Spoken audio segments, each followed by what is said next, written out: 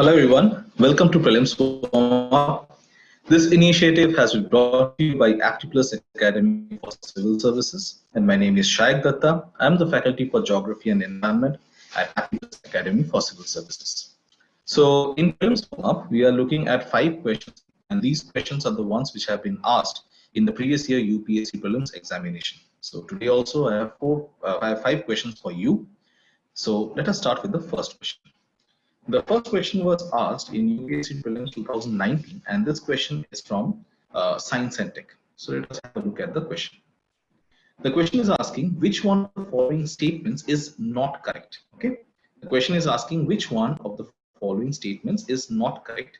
There are 4 statements and 4 options which have been provided. Option A: hepatitis B virus is transmitted much like HIV. Science and Tech. So let us have a look at the question. The question is asking which one of the following statements is not. All of you must be aware about HIV virus, and this particular statement is saying that HIV virus is transmitted just like HIV. Now, is that correct? Yes, that is correct. Option B: hepatitis B, unlike hepatitis C, does not have a vaccine. Hepatitis B, unlike hepatitis C, it does not have a vaccine. Now, is that correct? That is incorrect because it is the vaccine which actually is the mainstay for being able to prevent hepatitis B. So it is the vaccine which is actually helping hepatitis B virus to prevent themselves from contracting this particular hepatitis B. And we get to see that this vaccine, it is administered preferably within 24 hours of a person's birth. As soon as possible, hepatitis B vaccine, it has to be administered. So option B is actually the right answer. That it is not correct. Okay. So the right answer for this question actually should be option B. But the same other options, and options they are correct regarding hepatitis B. So let us have a look at these options. Option C is that globally, the number of people infected with hepatitis B and hepatitis C viruses are several times more than those infected with HIV. So globally, the number of people infected with hepatitis B and hepatitis. Option B, hepatitis B, unlike than those infected with. Now, is that correct? That is for being able to prevent themselves from contracting this particular HIV infectious than HIV virus. So it is much more, several times more than the number of people who are infected with HIV. Option D is saying that some of those infected with hepatitis B and C viruses do not show symptoms for many years. And these options are correct regarding this. It takes a lot of time, around 2 to 12 are several times more to infected with HIV. Is that correct? Just an HIV virus. We talk about hepatitis C. It takes several decades. It takes several decades to show any kind of symptoms. So out of the 4 given options, we get to see option B is the incorrect. You to choose the incorrect option. So the right answer for this should be option B. So let us have a look at the explanation part. Hepatitis B is a viral infection that attacks the liver, and it can cause both acute as well as chronic diseases. The virus, it is transmitted through contact with the blood or other body fluids of an infected person. So this is how it gets transmitted, through contact with the blood or with other body fluids of an infected person, just like what we get to see in case of HIV. Because in case of HIV also gets transmitted via the exchange of variety of body fluids from the infected individuals. For example, blood, for example, breast milk, for example, semen, or even vaginal secretions. The hepatitis B vaccine, it is the mainstay of hepatitis B prevention. World Health Organization recommends that all infants should receive the hepatitis B vaccine as soon as possible after birth, especially or preferably within 24 hours after birth. So we get to see, hence this option B, it is not a correct answer, because option B, what was it saying? That it does not have a vaccine, but actually it is the vaccine which is the main line of defense against hepatitis B virus. Next, hepatitis B is a global public health threat and the world's most common serious liver infection. It is up to 100 times more infectious than the HIV/AIDS virus. Okay? It is 100 times more infectious than HIV/AIDS virus. So you can understand that option C is correct. That is what option C was talking about. Next, we get to see that in those people who develop symptoms from acute infection, the average time from exposure to symptoms, it ranges between 2 to 12 weeks. This is the time taken. 2 to 12 weeks is the time taken for a person who has recently got infected to show symptoms from hepatitis B and C. Hepatitis B. But when it comes to hepatitis C, okay, more people who are infected with hepatitis C virus, they do not develop symptoms, and most people with chronic hepatitis C virus infections do not have any symptoms, or they might have general or common symptoms such as fatigue, depression. Such kind of symptoms will be there. Many people eventually develop chronic liver disease, which can range from mild to severe, including the symptoms of hepatitis C. Okay? Cirrhosis of liver, that is also possible. Scarring of the liver, as well as liver cancer is also possible from hepatitis C.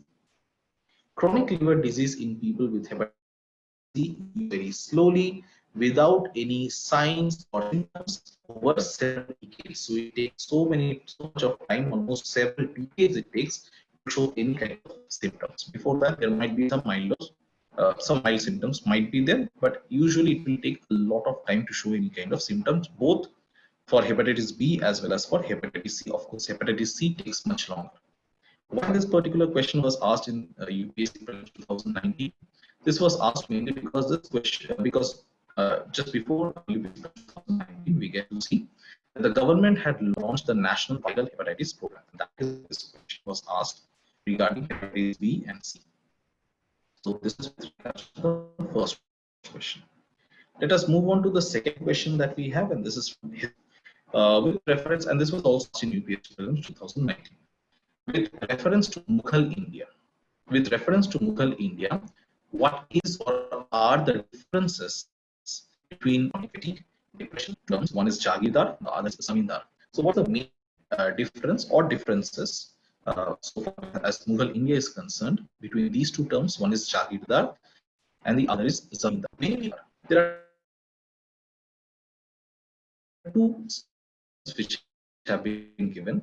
Number one, Jagir, many people even in the cirrhosis of liver, that is also people assignments. Jagirdars were holders of land assignments in lieu of chronic liver disease in people with hepatitis duties, whereas Zamindars to perform any duty other than revenue collection. So, what is the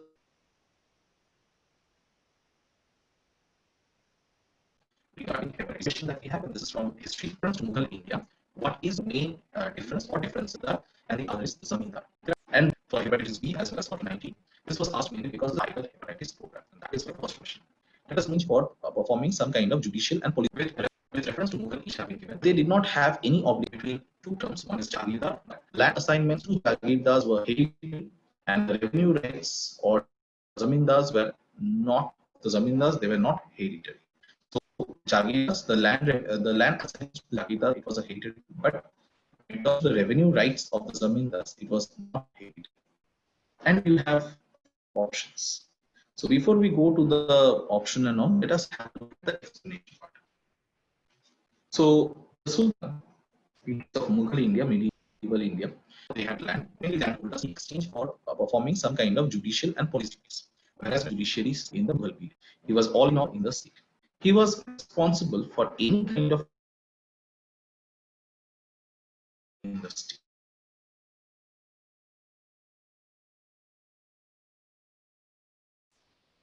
They were landholders have any obligation as such to perform any kind of duty apart from collecting the revenue. That is the first statement. Zamindars were not of the Zamindars, they were not heads of the Zamindars. That is the first statement. The second statement. So he was all in all in the state. He was the second agency, the first at the judiciary, you can say. And we know that the second agency of judiciary, so judge state, and he comes to the revenue rights of the Zamindars.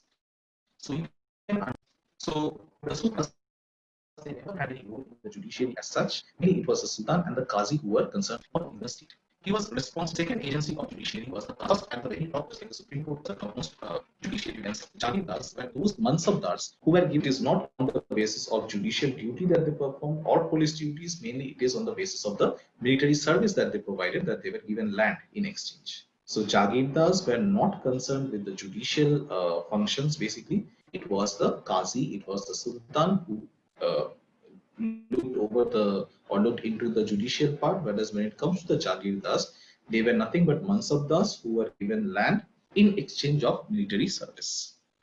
The judicial and the police functions, they were performed locally by the zamindars. So that is the first statement. You can understand why it is incorrect, because the judicial and the police functions, it was being performed locally by the zamindars. An important feature of the Jagir system was shifting of Jagir holders from one Jagir to another for administrative reasons. Okay, so Jagir was not something which was hereditary. See, over here we had looked, the second statement was saying that land assignments to Jagirdars were hereditary. Now, that is not correct, because an important feature of this entire system of Jagirdars, Jagir system ka what was the most important feature is shifting of the Jagir holders from one Jagir to another would take place due to administrative reasons, and this system of transfers, it checked the Jagirdars from developing local routes. So just like even today we get to see most of the bureaucrats, they are transferred from one part of the country to another to ensure that they do not get involved in the local politics, in the local administration too much. They do not have too much of power. In that case, they might not be serving their duties in a fair manner, in a fair and transparent manner. So over here also we get to see that the Jagirdars, they used to be transferred from one Jagir to another to ensure that they do not develop local roots, and thus Jagirs, they were transferable. These lands, they were transferable, and they could even be seized as well. Zamindars, on the other hand, were hereditary in nature. The Zamindars were present in practically every part of the Mughal Empire, and they held the most significant position in the agrarian structure of Mughal India. So the second statement is incorrect. The first statement is also incorrect. So both the statements are incorrect, and the right answer is B. That is neither one nor two. This is with regards to history, mainly medieval India. Moving on to the next part. The next part that we have is again from history, and this is more from modern India with reference to land reforms in independent India. Land reforms in independent India. Which one of the following statement is correct? So again, this question was asked from history in the year 2019 UPSC Prelims. So A, this is with regards to land reforms in independent India. A, the sealing laws were aimed at family holdings and not individual holdings.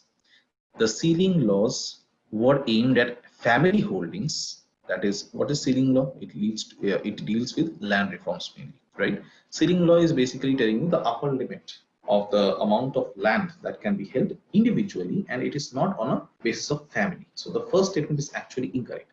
The sealing laws were aimed at family holdings and not individual holdings. That is incorrect. The second statement, that the major aim of land reforms was providing agricultural land to all the landless. That was the major aim. So you can understand that the second statement ideally should be the correct one. The major aim of land reforms was providing agricultural land to all the landless farmers. The third statement is saying that it resulted in cultivation of cash crops as a predominant form of cultivation. It resulted in the form of land reforms. It resulted in the cultivation of cash crops as a predominant form of cultivation. So that is also incorrect. And land reforms permitted no exemptions to the ceiling limits. That is also incorrect. Understand the details of the land reforms movements which have taken place in independent India. Let us look at it over here. The unit of application of ceiling differs from state to state. In Andhra Pradesh, Assam, Bihar, Punjab, Haryana, Uttar Pradesh, West Bengal, Madhya Pradesh, and Maharashtra, it is on the basis of landholder. Okay, so it is the ceiling. It is on the basis of landholder, whereas in the other states it is one which is uska basis kya hai? Family. So it will vary from state to state. Moreover, there was a list of exemptions to ceiling limits by different states as well. In order to bring about uniformity, a new policy was involved in 1971. The main features were, what were the main features of this land reforms? Of ceiling to 28 acres of wetland and 54 acres of unirrigated land. So if a person is holding 28 acres of wetland, that would be the upper limit. Similarly, if the land is unirrigated, then it would be 54 acres. That is the maximum limit. And this policy, it came about, or this particular point was announced in the policy which was declared in 1971. Next, a changeover to family rather than the individual as the unit for determining land holdings, lowered ceiling for a family of 5. Next, fewer exemptions from ceilings, retrospective application of the law for declaring Benami transactions null and void, and no scope to move the court on ground of infringement of fundamental rights. So we get to see that option A, which was saying that the ceiling laws were aimed at family holdings and not individual holdings. That is incorrect. Also, land reforms permitted no exemptions to the ceiling limits. That is also incorrect. There were exemptions which were provided to the ceiling, right? Next. After independence, the immediate goal of the government was what? Because during that point of time, India was not self-sufficient in its food grain production. We had to import a lot of food grains. You might be aware of the PL 480 program, under which we had to import food grains mainly from USA, and the type of food grains which were given to us, it was very, very inferior quality food grain. Also, another thing that famines were very, very frequent. It was very prevalent. So in order to ensure food security and in order to ensure India becomes self-sufficient in food production, it was necessary to increase the food grain production. So this entire land reforms movement, what it ultimately helped to do, it helped people to switch over from cash crops to food crops, number one. Number two, intensification of cropping over already cultivated land. That was another objective of the Indian government after our independence. What is meant by intensification of cropping over already cultivated land? Let's say you have a land, but in that land so that is something which is not profitable. So the government, it tried to bring in newer technologies by which, for example, we know about the green revolution, right? The use of chemical fertilizers, pesticides, etc. That helped the farmers to grow more than one crop over the same land within the same year. So that is what is meant by intensification of cropping. Next, increased cultivated area by bringing cultivable and fallow land under the plough. So cultivable and fallow land basically means those lands which have remained unused for a long period of time.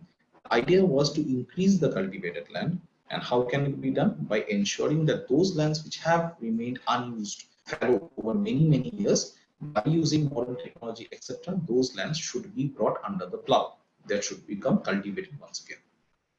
And therefore, land reforms were not focused on cash crops, hence it did not lead to cash crops being the predominant form of cultivation. Also, the land reforms in Haryana, Punjab were the reason for introducing green revolution.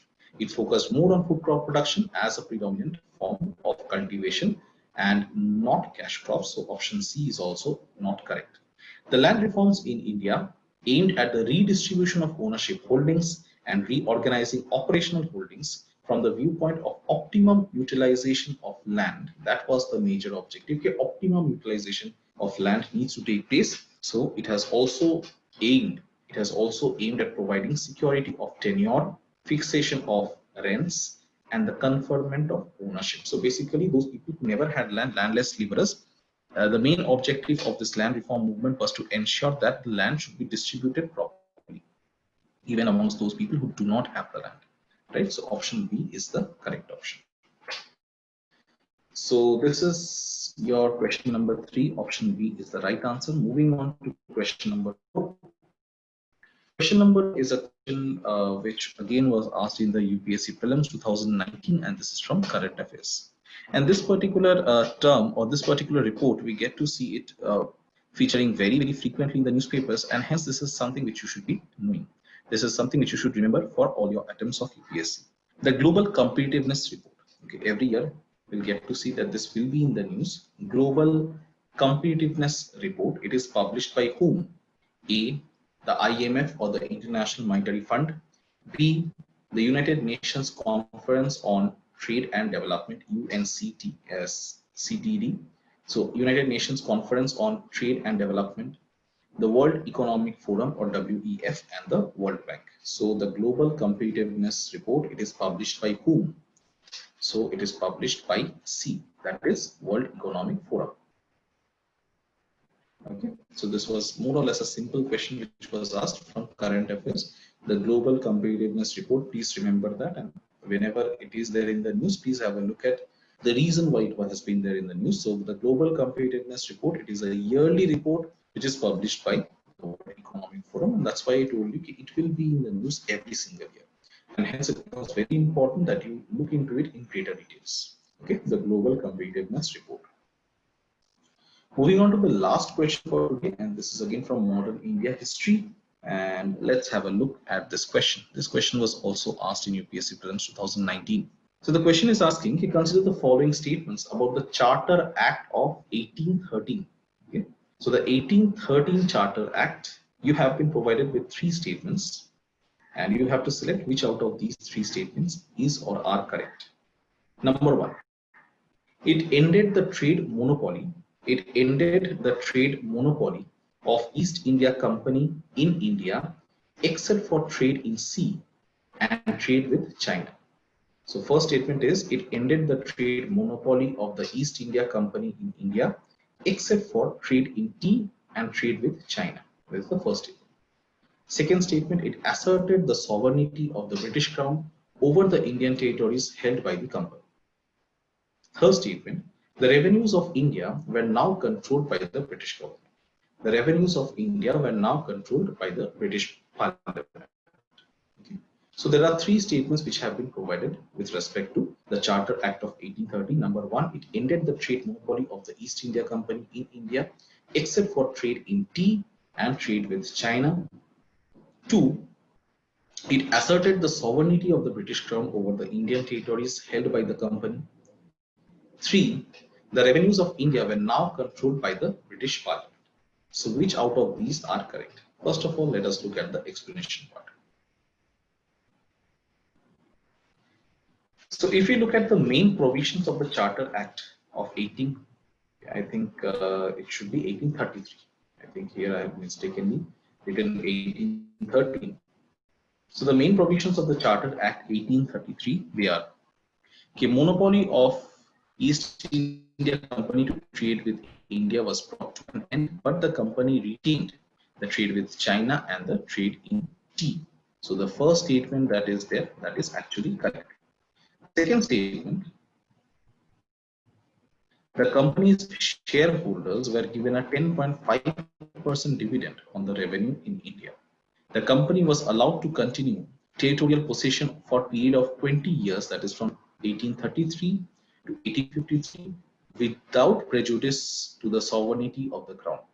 The company was held in trust to the crown. So the second statement that we get to see is it asserted the sovereignty of the British crown over the Indian territories held by the company. Is that correct? That is also correct, because we get to see that the company was allowed to territorial period of 20 years, that is 1833 all the way up to 1853, without prejudice to the sovereignty of the crown, and the company was held in trust to the crown. So the second statement that we get to see is also correct, that without trust to the crown. So 1830, okay, this should be 1830, not 33. So some typing mistake over here. The Charter Act of 1830, it required the company to maintain its territorial and commercial accounts separately. The Charter Act of 1830, it required the East India Company to maintain its state and commercial. By this act, the company was put under greater control of the British Crown, but could retain its hold on the details of administration and Indian revenues. From 1853, revenues of India were controlled by the British Parliament. So over here, you can understand that 1813 say the revenues of India are not controlled by the British Parliament, but that took place after 1853.